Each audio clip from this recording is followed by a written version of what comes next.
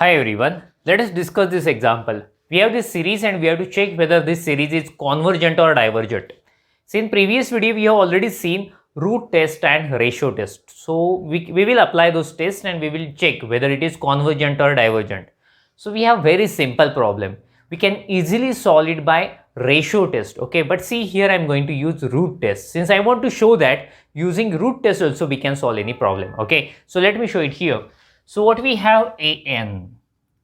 What is n? N, that means whatever the summation we have, summation n square upon 2 raised to n we have. So this is our n. So in root test what we do, we find the value of nth root of mod n. Let us do that. So consider nth root of mod n.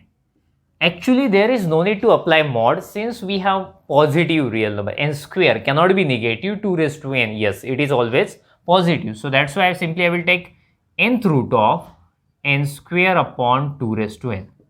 So we'll take nth root separately for numerator and denominator. So what will we have? We will have nth root of n square divided by nth root of 2 raised to n. So which is equal to, same thing we can write it this way, nth root of n square. Have you understood what you have done? N square we have now, nth root of n square. So same thing we can express as nth root of n whole square, having the same meaning. So here at denominator, nth root and 2 raised to n, power n and power root n also, that means 1 by n also. So those will get cancelled to each other and simply we will have 2. So value of nth root of mod n is this one. So let us apply the limit now. So we have this space, let us use, okay. Yes.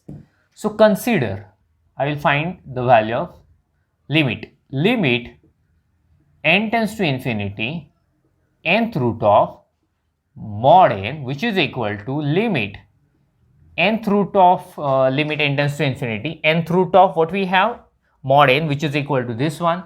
So nth root of n square divided by 2.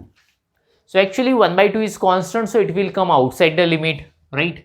Yes, so simply we have to apply this limit to that nth root of n. You know that when you apply the limit nth root of n, its value is 1. So that's why we'll have 1 square, which is equal to 1 by 2.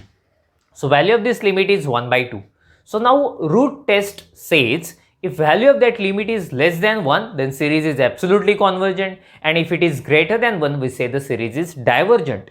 We got here value of limit is less than 1, so therefore we can say yes, the series is absolutely convergent. So therefore summation n running from 1 to infinity n square upon 2 raised to n is absolutely convergent series.